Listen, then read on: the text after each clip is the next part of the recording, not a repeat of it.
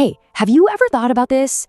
Getting paid by a company not for working there, but just for owning a piece of it? I'm not talking about selling your shares for a gain, but actual cash showing up in your account just for holding on. Sounds pretty great, right? Well, it's totally possible, and it's all thanks to something called stock dividends. Let's get into it. So, let's just get right to it. That big question, can you really get paid just for owning a stock? The answer is a big, fat yes. Absolutely. It's one of the main ways companies say thank you to the people who've invested in them. All right, first things first, we're going to start with the basics. What even is a dividend? The best way to think about it? It's your piece of the corporate pie.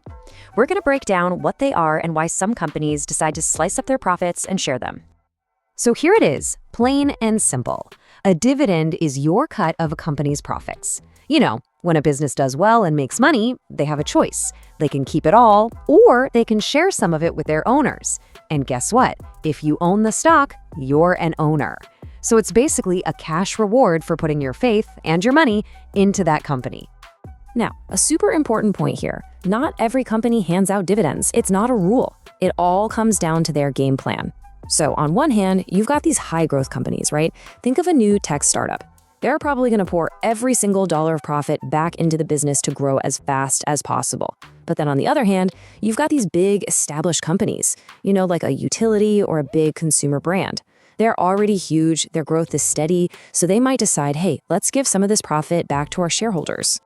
Okay, so a company's decided to pay a dividend. Awesome. But how do you actually get paid? The money doesn't just magically appear. There's a whole process, a timeline with some really important dates you gotta know. And this timeline is everything. So it all starts with the declaration date. This is when the company's board says, yep, we're doing it, we're paying a dividend. Then you've got the ex-dividend date, which is super, super important for you as an investor. We'll come back to that one. Next is the record date. That's the company's internal bookkeeping day, where they basically take a snapshot and say, okay, who owns our stock right now? And then the grand finale, the payment date. That's payday. That's when the money actually hits your account.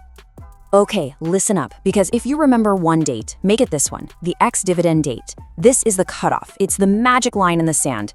To get that dividend payment, you have to own the stock before this date begins. If you buy it on the ex-dividend date or any time after, sorry, you're out of luck for this payment. The dividend goes to the person who sold you the stock. It is absolutely the most critical date for you.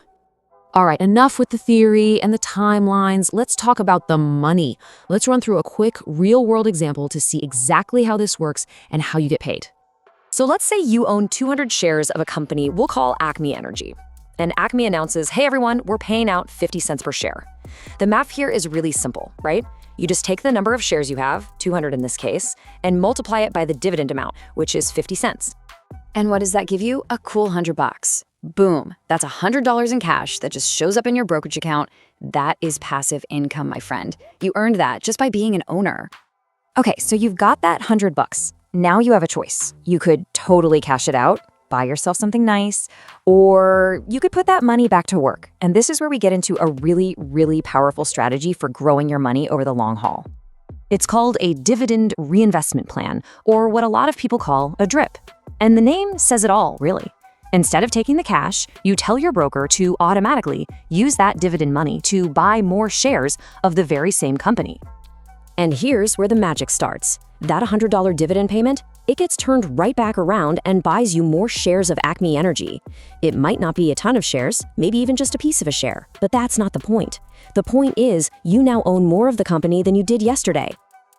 So what happens next quarter when Acme pays another dividend? Well, since you now own more shares, your total dividend payment is going to be a little bit bigger. See where this is going? Your bigger ownership stake now earns you more cash. And that bigger dividend payment, well, you know what happens. It gets reinvested to buy even more shares. This creates this beautiful, powerful cycle. It's a wealth-building snowball. And the best part? It happens automatically, growing your investment over time without you even thinking about it. Whew, okay, we've covered a lot of ground. So let's wrap this up by hitting the most important things you need to remember. So number one, remember where this money comes from. Dividends are a piece of a company's actual profits. In the US, they're usually paid quarterly, so 4 times a year. And why do they matter? Well, they can be an amazing source of steady income, and it's often a good sign that a company is stable and doing well. Okay, one last thing, and this is super important, especially for investors in the US. Don't forget about Uncle Sam. Dividends are taxable income. Your brokerage will send you a form. It's called a 1099 DIV come tax time. But here's a little bit of good news. A lot of dividends are what's known as qualified dividends, and they usually get taxed at a much lower rate than your paycheck. So that's definitely something to be aware of. And that really leaves us with one final question. And this one's for you to think about. Now that you get how dividends work, from the timeline to the taxes to the power of reinvesting, how could they fit into your financial future? It really makes you think, doesn't it?